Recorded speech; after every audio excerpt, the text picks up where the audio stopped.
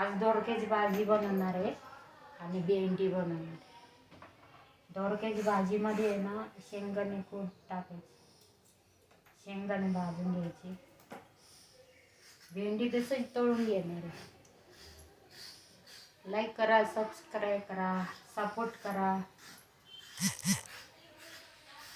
हे असे वरचे सोळायला लागते.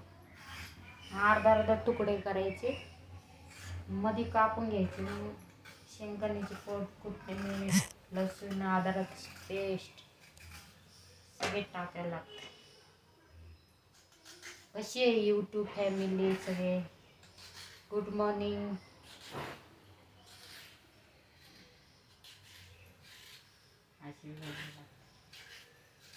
दोरकताचं दाजा होतं माहिती काल काल पाऊस पण आला होता पुण्यात.